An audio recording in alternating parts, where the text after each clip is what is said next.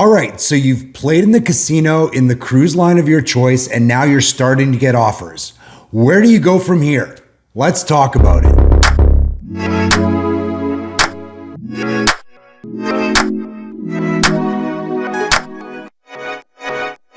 Hey, what's up? You have found the channel that talks about cruise comps, cruising for less, leveraging your casino play to cruise fare free on the biggest cruise lines in the world. I'm Chris, thanks for checking it out today. And in my last video, I talked about which cruise line I think you should start with in order to start your cruising on comps journey. I recommended that you start with Royal Caribbean, and that video is linked in the description if you want to see why. So whether you started with Royal Caribbean or another cruise line, I want to go through, you've started doing this, you've played on one cruise line, you're starting to get those marketing offers, and now you're thinking to yourself, I want to try some other cruise lines because, especially if you're Royal Caribbean, you can use your offers to match to other cruise lines and get a comped cruise on those lines, start playing and generating more offers there. So the question is, where do I start? So if you don't have a lot of cruise experience, you may not really know which cruise lines offer what the casinos are like, what the vibe of the ship is like, and kind of the overall kind of feeling and positives and negatives about each cruise line. So I want to go through that with you today. Only you can really decide which cruise line is good for you, but I want to kind of give you my experiences on these lines so you can kind of decide for yourself. Let's start with Royal Caribbean. In case you didn't start with Royal, maybe you're getting some offers from Carnival or Norwegian or something. You're going to have to pay for your first cruise with Royal Caribbean because Royal Caribbean does not offer match. But Royal Caribbean has a lot to offer, and it may be worth the investment to, spend a few $100s, get on a 4-night, maybe on an older ship out of, say, Tampa or something, spend as little as possible, play in the casino, and start generating marketing offers from Royal Caribbean, because then that unlocks all the great stuff that Royal has to offer. So the casino experience on Royal Caribbean really varies from ship to ship. So if you're talking about a smaller ship, an older ship like Brilliance of the Seas, the casino itself isn't a fantastic experience. They really jam the machines in there. It can get really hot. It's a lot of people bumping into you because there isn't a lot of great pathways to walk. It can get quite smoky. So the experience isn't like prime tier. Great news about even Brilliance of the Seas, every Royal Caribbean casino has a bar, and if you've got free drinks through Prime, you're going to be able to get your drinks anytime you want when the casino is open. Also with Royal Caribbean, the bigger ships have gorgeous casinos, lots and lots of slots to play, table games, everything you want. And another great thing about Royal Caribbean in the casino is the casino program is fairly transparent. If you're just going for instant certificates, so that's earning tier credits on a cruise, be it 800 points, 1,000 points or more, you're going to know what you unlock before you even start playing by going up to the host desk, scanning the QR code, and you can see the list of cruises, whether you're going to get free play and all that other great stuff. So it's great to know what you're doing before you start playing. Marketing offers a little bit more vague, but I've got a lot of videos on my channel on how I play and what I do to pretty much generate infinite marketing offers. I think I have 8 in my queue right now, and I always have like 4, 6, 8, or even more. So my play is pretty consistently generating these marketing offers, which is what I almost exclusively cruise on. And I lose an average of about $50 a day on Royal Caribbean. So check out my channel. There's lots of great videos on there that can help you get started with that. Royal Pluses overall, great customer experience. Maybe the best customer experience of any cruise line that I've been on anyway, really up near the top. The ships are gorgeous. Even the older ships are very well maintained. It's a real kind of blend of something for everyone on Royal Caribbean. So the Royal negatives are they tend to kind of nickel and dime you for everything. Royal Caribbean can get pretty expensive pretty quickly if you're not careful and budget cruise. Even Wi-Fi is very expensive, although that's pretty common across all lines. The food, the free food, is not great. I mean, it's edible, it's not bad, but it's really not at the level of like a Carnival, Margaritaville at Sea, Princess. Another thing is they mostly offer Caribbean cruises on their comps, especially at a lower level like me. I'm not getting a ton of offers from the biggest, best cruise ships. I'm not getting offers, in the Mediterranean. I get a couple of Alaskan offers occasionally, maybe like a Canadian, Eastern Canadian offer here and there, but it's mostly just the Caribbean. So if you want to go other places, that might be a downside for you. The overall experience of Royal Caribbean is varied. It's very wide depending on what ship you are on. You can have a more chill experience, a more fun experience, a more lively adult experience. There can be a lot of kids on their ships. So it's really a capture all depending on what ship you go on, what the itinerary is, and that kind of stuff. All right, Carnival. The Carnival casino experience is really solid. Carnival has some really nice casinos, especially when you get into the Excel class ships. Some of the biggest casinos I've ever seen, really wide walkways, lots of modern slot machines, even some older slot machines, lots of table games. The problem with Carnival and when it comes to the casino is that they don't have a bar in most of their casinos. And even if they do and you have drinks on us when you're playing in the casino, you cannot walk up to the bar and get a drink. You have to wait for a waiter to come up and get a drink, and that can take quite a bit of time. Another thing that people say that I can't confirm is that Carnival slots tend to be looser than some other lines. Again, I don't know if I can say that or not. I haven't played enough on Carnival to really definitively say, yeah, I always do better on Carnival. And of course, it's all random anyway, so you can still have good sessions and bad sessions on any cruise line. Their casino program is a little bit less transparent than Royal Caribbean as when it comes to kind of like, instant offers just based on your points play on the ship. You're not really seeing a clear definition of what comps you're going to get. It's more of a kind of, you just find out. They'll send you something into your stateroom on the second last night, and that's how you find out exactly what you got. If you are a high roller, they will have a concierge or a casino host come up to you during play and offer you like steakhouse and other great perks as well, but that's definitely not me. And if you're watching my channel, it's probably not you either. Another thing I really like about Carnival's casino program is they do a lot of themed cruises for casinos. So they have something called Sea Cruises, which are adults only themed cruises. So they're really heavily casino based. No kids are allowed. They do a lot of fun games and stuff on those sailings. They only do like 4 a year, 4 or 5, not a lot. So they do tend to book up fast. But if you get one of those offers, it may be worth a try. And it's kind of a really interesting idea. They also have Premier, Ultra, and Elite cruises. Now, you're probably not going to get a comp on the higher ones like Ultra or Elite unless you're a high roller, but you may get an offer where you can pay a little bit of cash, and it may be worth it to you because they offer things like they have a drawing at the beginning of an Ultra cruise, and I think the lowest amount you can win in this kind of drawing is $300, a $300 prize, whether it be a physical prize or free play or something like that. So you do get some of that money back. You also get gifts in your stateroom and a bunch of other stuff. So it may be worth the investment to you. And it can be a lot of fun in the casino because they do a lot of really fun games every night that are only open to, this elite or ultra class of gambler. Now for Premier, you can get free Premier cruises, and they used to be a lot better. They used to include games and you get some really cool stuff in your stateroom. That's not really the case anymore. I don't really get what Premier is. They've really downgraded it. So I don't really generally pick those, although I may go on one just to really experience it. Carnival Pluses, the food is really decent. The free food is really decent. Their newer ships are actually really nice. I really love the Excel class. They have a lot of food options. So not only is the food good, but it's really varied. It's open late. And there could be a lot to do on Carnival ships. The Carnival negative, there's just one that I'm going to mention. Their older ships are really, really scary. If you're going to go on an older ship, I highly recommend you do a lot of research. Watch videos, look at ratings on like Trustpilot or Cruise Critic, because you can have some scary experiences on older Carnival ships. So the Carnival vibe, it's the fun ships, right? So if you're looking at cheaper, older cruises, you're going to have a lot of young adults, partying and having a great time. There's going to be a lot of whooping and hollering.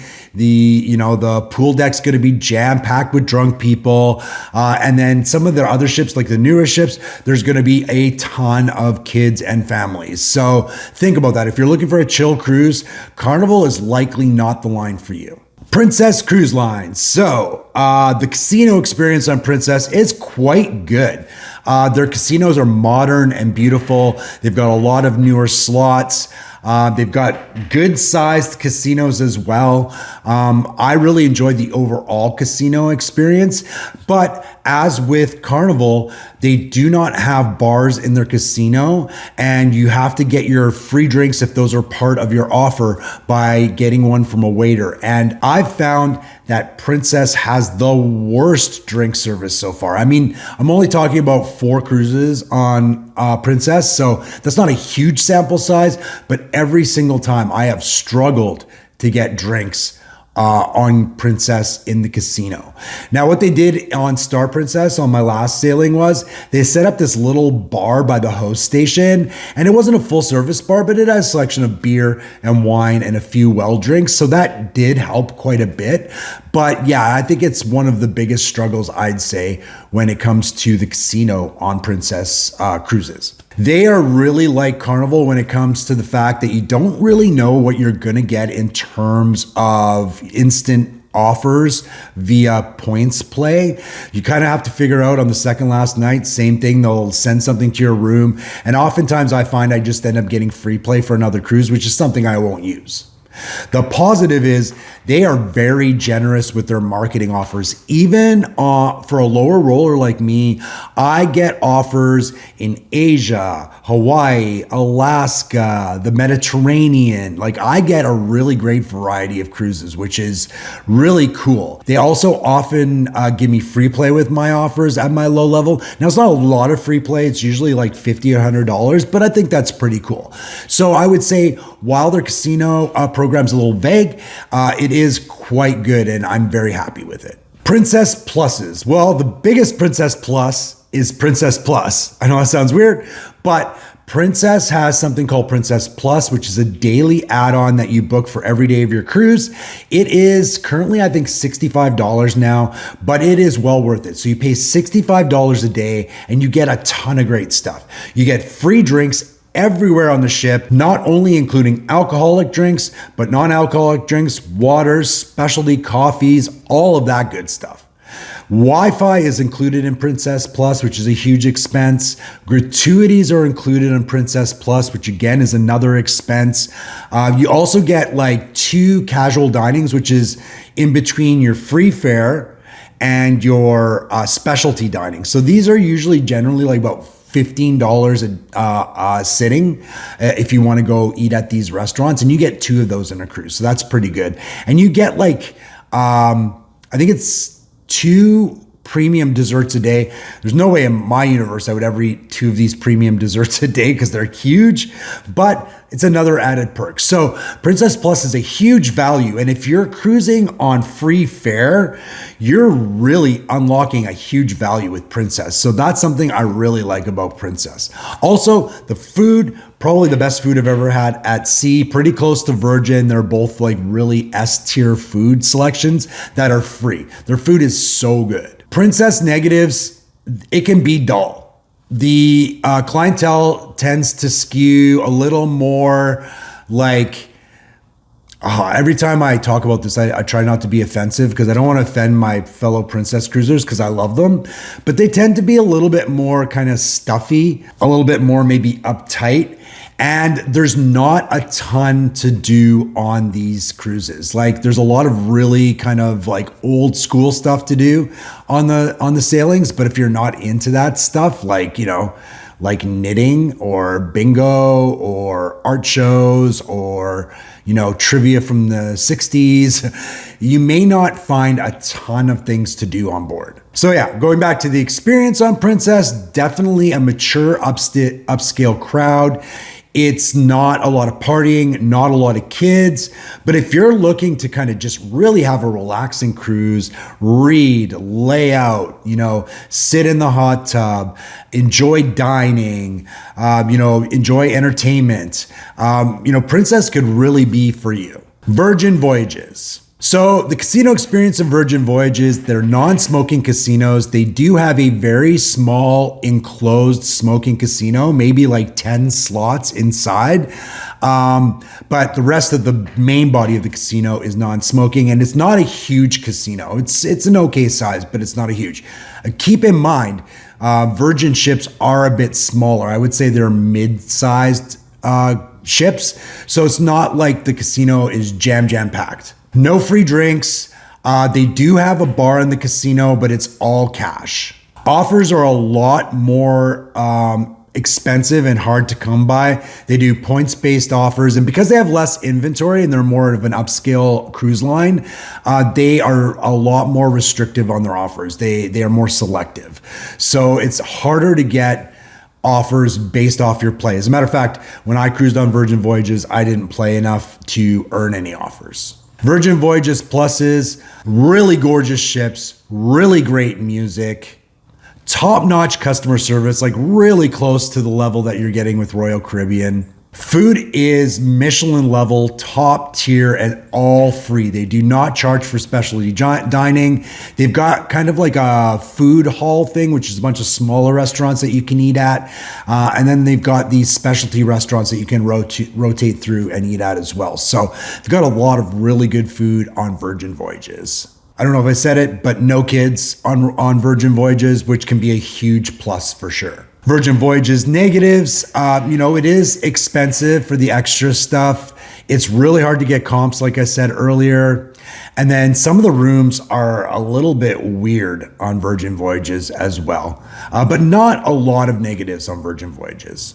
So if you're looking for a more adult fun theme, that's the experience you're going to get on Virgin Voyages. A lot of parties, a lot of dance music, a lot of adult themed shows, a lot of kind of more mature, like I would say not mature, but I would say like younger adult, anything from 21 to like 40 is kind of their sweet spot. So if you're looking to have some adult fun, Virgin Voyages might be for you. They're also very LGBTQ friendly. So if you fall into that or you're an ally and have friends, this could also be a really great selection for you as well. Margaritaville at Sea.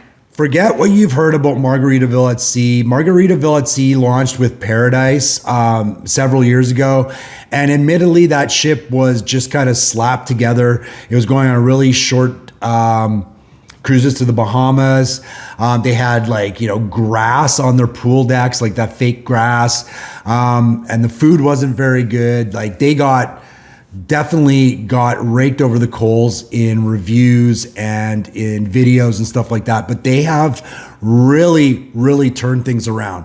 Islander was their next entry. It was I can't remember what the class is, but it was an old Costa ship that aligned with a lot of the Carnival ships, same cruise company, and they spent a lot of money refurbing this ship. So they are definitely a cruise line that you should consider. So the casino experience, it's a little weird. At first, when they launched, they didn't have much of a casino program. It was very winky wonky. You might get, offers from the casino host. You might not. You didn't really know where you stood. Like you didn't really have a way to track it. You only had these weird single point things. Like you would gamble all day and earn 1 point. It was so strange. They have relaunched their casino rewards program, and it is a little bit easier to follow. It's still a little bit weird. I have a video on my channel reviewing the new casino rewards program. I would say it's not super strong still. You still, for marketing offers, you do not get emails. You do not get snail mails giving you offers for future cruises. You have to call the casino line and ask if your previous play qualifies you for a comp. So that kind of sucks. I don't really like that too much. Also, this casino is a little bit small. It's got a bunch of older slots, and it's got these weird like Chinese off-brand slots as well. It's got some of maybe your newer favorite slots, but not a whole lot. Additionally, they do have a bar in the casino, but you do not get free drinks at the bar. It's the same thing. You can earn free drinks with your offer. You can also earn free drinks for the rest of your cruise if you play enough, but that's going to be waiter service only. The waiter service actually wasn't too bad though, so there's no complaints there. Margaritaville at Sea pluses. It's a great experience. The food is really good. If you're on Islander, you're gonna get a beautiful ship that's really beautifully decorated. The staterooms were all redone with really high touch materials. Their linens and stuff are from their Margaritaville branded resorts. So it's a really great experience. I can't speak to Paradise that has a bit of a refurbishment and has gotten better. And of course, Beachcomber is coming online this year, which is going to be really exciting as well. But overall, really a lot to like about Margaritaville at Sea. Also, Cheeseburger in Paradise, their burgers are better than Guy's Burgers on Carnival. I said it. Margaritaville at Sea negatives. There's not a ton to do on Margaritaville at Sea, especially if you're not a parrot head. If you don't like Jimmy Buffett or you don't know a lot about Jimmy Buffett, there's a lot of Jimmy Buffett themed stuff that you can do. And there's a lot of concerts that play that are Jimmy Buffett themed as well. It's not exclusively, so don't worry about that. But yeah, there's not a ton to do. Also, there's very limited itineraries and ships, obviously, because they only have currently 2 ships now and they're adding a 3rd. So there's not a ton of varied itineraries. So that's something to think about as well. The experience, mature, blue collar, no nonsense, fun, good food. It's a good time. It's definitely a recommendation. You should at least try it once, but I would recommend you try to get Islander or maybe Beachcomber when it comes online. So I'm not going to do Norwegian or MSC because I just don't have enough experience. I've been on Norwegian actually I think 4 or 5 times, but it has been several years since I have been on, and I don't get casino offers from Norwegian, unfortunately, because I do have a previous history with Norwegian and I didn't play enough. I wasn't gambling back then. I'm locked into kind of that. They won't offer match me. Although if you've never cruised on Norwegian, you can definitely offer match with them. I've heard lots of good things. With MSC, I've only ever been on one MSC cruise. The one thing I can say about MSC is that their casino program is not very good. It's all points based, and you have to earn a lot of points to earn comps. They do have big, beautiful bars in their casino. I had no problem getting free drinks when I was playing in the casino. So that is one good thing. MSC, I would say, is similar to Carnival in the way that their newer ships are really nice. The world class of ships looks incredible, and I am definitely even just gonna pay to get on one of those ships because I really want to experience it. But I don't think I'm going to actually end up earning offers based on casino play just because it's so much. But the older ships on MSC can also be quite scary, so be careful of that. So there you go. If you are just getting offers from one cruise line and you're looking to expand an offer match, those are kind of my opinions on how these lines stack up, what kind of crowd really likes them, what the casino's like, and all that good stuff. So hopefully I help you make that choice on who you're going to offer match with next. But I do recommend that you try them all. Why not? You're going to be able to offer match, get a comp from all these different cruise lines. Find out for yourself what you like about them, and have a great time. That's what it's all about, right? As always, I thank you so much for watching.